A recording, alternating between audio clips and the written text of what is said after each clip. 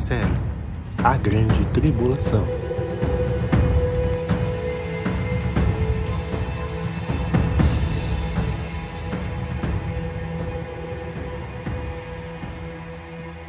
Princípio de dores. No Evangelho de Mateus capítulo 24 versículo 3, os discípulos perguntaram a Jesus sobre o que iria acontecer, quando seria destruído o templo de Israel, e qual sinal haveria de ter da sua vinda e do fim dos séculos. Inicialmente Jesus afirma algo curioso, uma comparação de uma mulher grávida sentindo dores iniciais do nascimento do seu filho. É chamado de princípio de dores, os últimos sinais para a humanidade. Estes sinais estão marcando a proximidade do fim dos séculos e da volta de Cristo, sendo destacado no texto de forma clara, o ápice da maldade humana na grande tribulação. Após isso, o dia do Senhor, a vinda de Cristo, acontece. O que acontecerá no princípio de dores? É o que acontece até aos dias atuais, que culminará na grande tribulação, outro evento destacado nos livros de Mateus capítulo 24, Apocalipse capítulo 6 e capítulo 12. Vamos então à prova do que já está acontecendo atualmente e saber que estamos próximo do retorno glorioso de Cristo. Vede que ninguém vos engane, porque virão muitos em meu nome dizendo, eu sou o Cristo, e enganarão a muitos.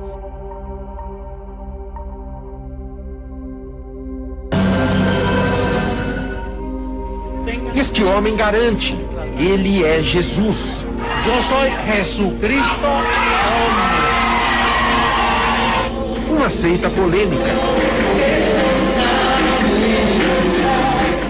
A Igreja Católica hoje representa o mal na Terra. Um grupo que cultua o número 666. O diabo não existe. É um número de prosperidade, é um número de bênçãos, é um número de sabedoria também. E 666 para nós não é o número do anticristo. Uma seita que divulga as ideias em eventos homossexuais. Eu sei que Deus me ama, porque Ele não me vê em carne, me vê em espírito, então Ele não importa como eu faço meu sexo. Que aceita o aborto e garante que todos na Terra não têm pecados, são perfeitos. O pecado não existe. Quando Cristo morreu na cruz, Ele tirou o pecado do mundo. Não existe pecado. José Luiz de Jesus Miranda, porto-riquenho de 61 anos. Um homem que por onde passa está sempre rodeado de seguranças. Ostenta joias caras. Anda em carros modernos e mora em uma mansão em um condomínio de luxo em Miami. ¿Tú sabes lo que yo me iba a comprar? Un Phantom Rolls Royce.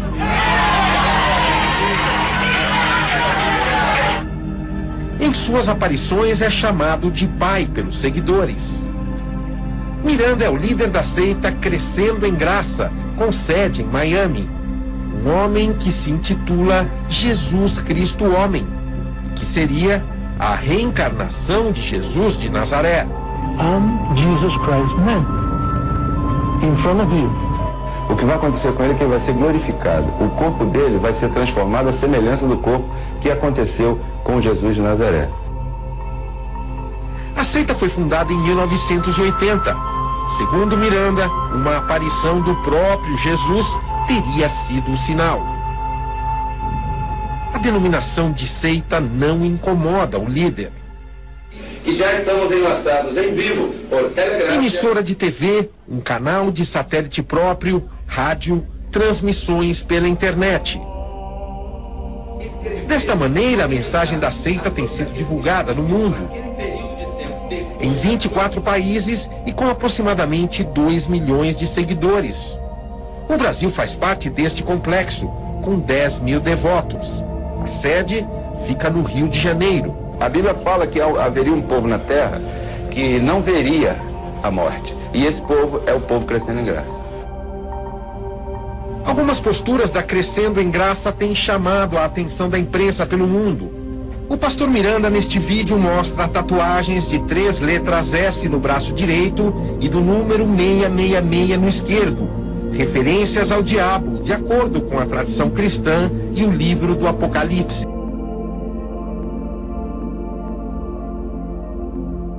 Enganador da humanidade! Eu repreendo seu espírito imundo que vive aí dentro! Cristo coisa nenhuma. É aquele Cristo falso que Jesus disse, virão muitos em meu nome. É isso que tu queres? Queres que eu repita a mesma coisa?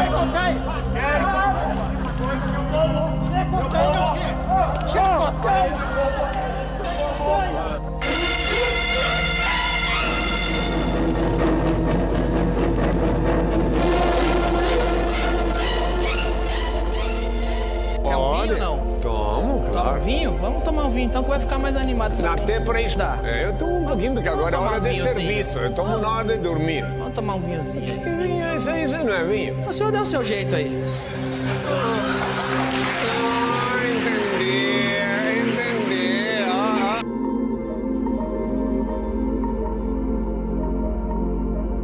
Eu sou o verdadeiro e legítimo Papa. Eu sou a prova para os cristãos e fui nomeado pelo nome no testamento dos profetas. Agora mesmo, milhares estão jurando lealdade a um falso Messias. E talvez você nem tenha ouvido falar dele. Mãe, está bem? Durante 4 dias tentaram de tudo e não conseguiram estabilizá-la de jeito nenhum. Abdullah Hashem veio, colocou a mão sobre ela e a curou. Escutem-me e obedeçam. Eu sou um mensageiro enviado a vocês por Jesus Cristo. Eu sou Abdullah, o servo justo de Deus. Labain al-Salib, Labain al-Salib.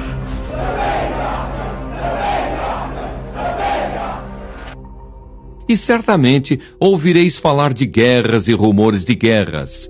Vede, não vos assusteis, porque é necessário assim acontecer, mas ainda não é o fim. Há praticamente um mês estamos noticiando diariamente a guerra na Ucrânia. Mas, gente, existem pelo menos 25 outros conflitos armados no mundo. O editor internacional Marcelo Favalli está de volta para mostrar onde mais civis estão neste momento sob fogo cruzado no mundo, Favalli. Exatamente. E, Márcio, é o seguinte, pelo menos outros 25 conflitos armados, tirando o da Ucrânia, dependendo da conta que a gente faz. Então, eu fui procurar aqui as informações no Conselho de Relações Internacionais, que é uma organização que existe desde 1920, é bastante confiável, e eles fazem atualizações do que eles chamam de conflitos armados. Mas aí, por exemplo, está fora narcotráfico, terrorismo, isso são conflitos armados, estes são conflitos armados que envolvem organizações partidárias, milícias e organizações militares, por exemplo. Então a gente tem aqui nas Américas a Venezuela, a gente tem o México, e a coisa vai ficando mais complicada quando a gente vê a África subsaariana, o Oriente Médio e agora os olhos do mundo voltados para a Ucrânia. Mas eu queria chamar a atenção para esse detalhe aqui, num gráfico que o próprio Conselho de Relações Internacionais faz, que é piora, estável e melhora. É o seguinte, dos últimos anos, quais desses conflitos pioraram, tiveram mais violência, permaneceram estáveis com relação ao número de mortos do ano anterior e melhoraram? São 26 bolinhas acesas, não precisam procurar, não tem nenhuma verde. Dessas todas, ou eles tiveram o mesmo número de mortos ou só pioraram, como acontece no melhor exemplo aqui na Ucrânia, Márcio. Nessa lista que o Favalli traz, existem 3 conflitos que chamam a atenção pelo número de vítimas e também o tempo em que essas guerras estão em curso. Elas estão destacadas nesse mapa e o Favalli vai destacar cada uma delas, começando pela Síria. Sim, claro, porque é um conflito que já dura há mais de uma década. Os números das Nações Unidas diziam o seguinte, mais de 11 anos de guerra, 350 mil mortos nessa época. A gente tem imagens que fazem um resumo da situação do conflito, 6 milhões e 600 mil desabrigados, pessoas que estão dentro do território, mas perderam a sua casa, e 5 milhões e 600 mil refugiados externos, pessoas que fugiram do país por causa dessas imagens aqui que condensam o conflito. Vamos continuar ainda no ambiente do Oriente Médio e vamos para o Iêmen, que é um país vizinho que a gente também não dá tanta atenção, surge de tempos em tempos no nosso noticiário, mas tem uma guerra violentíssima desde 2015. Foram até 2021, porque a ONU teve uma dificuldade para fazer os números pós-pandemia, até o ano de 2020, 230 mil mortos diretos da guerra, que foram atingidos por arma de fogo. Outras 131 mil pessoas morreram de efeitos colaterais, como fome, desabastecimento de água potável, cólera. Esse é o retrato do Iêmen, que também reforça a crise de refugiados no mundo.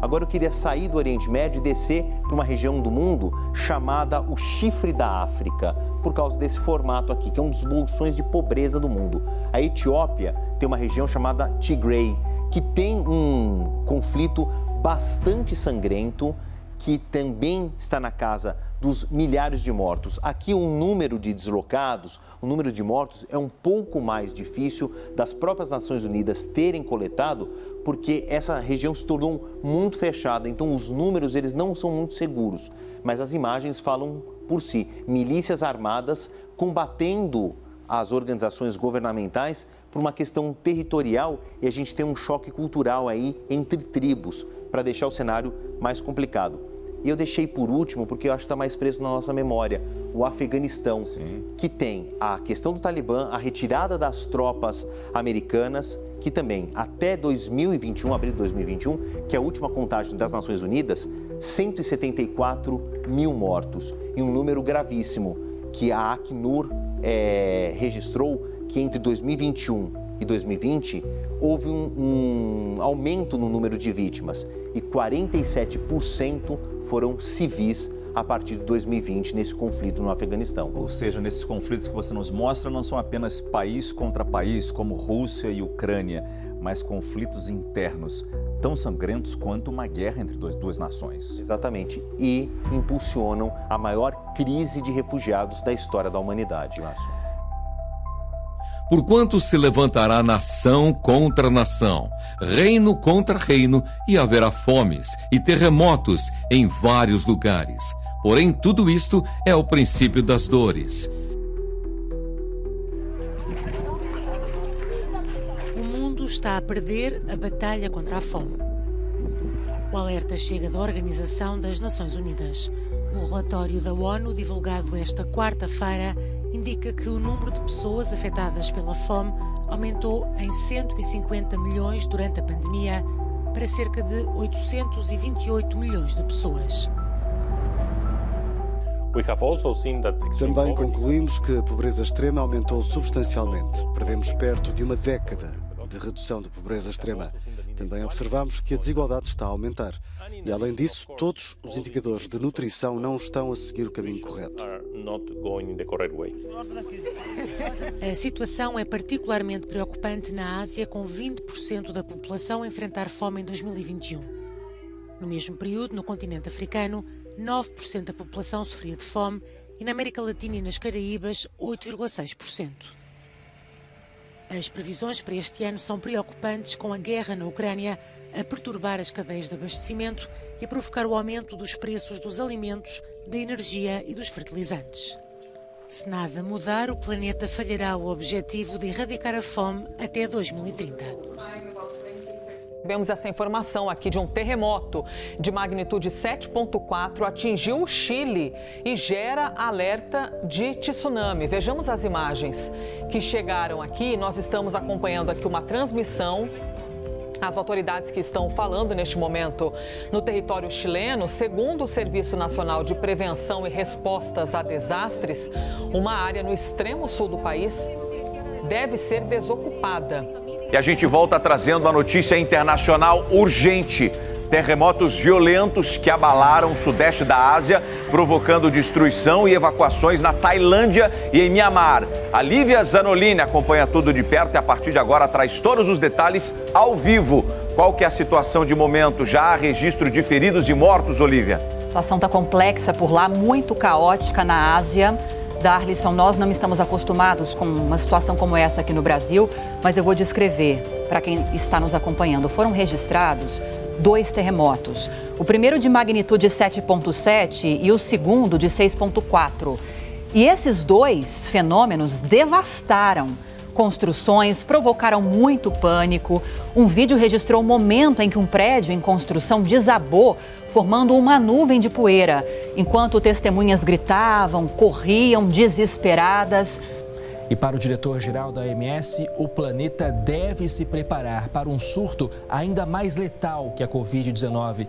A declaração foi feita durante a Assembleia Mundial da Saúde em Genebra.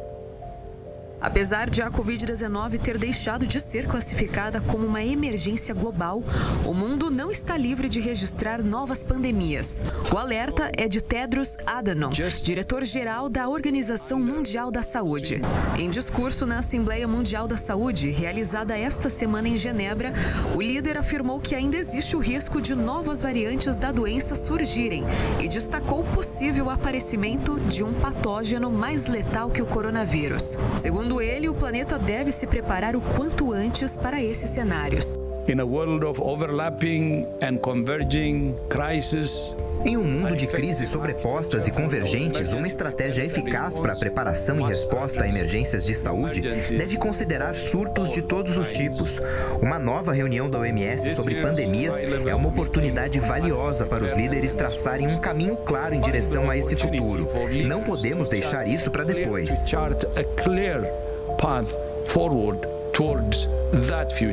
No encontro, Tedros relembrou ainda a atuação da entidade nos últimos 12 meses. Além da Covid-19 e da Mpox, a organização lidou com outras 70 crises de saúde, que incluem o ebola, a cólera e a guerra na Ucrânia. A poliomielite também foi pauta na reunião. A doença continua a ser a única emergência oficial de saúde global. Com o intuito de controlar o avanço das doenças, a OMS criou a Rede Internacional de Vigilância de Patógenos. A ideia é desenvolver uma plataforma que reúne informações de diferentes países e regiões sobre patologias e tratamentos. Com base nos dados, autoridades da saúde pública poderão rastrear infecções e prevenir novos surtos.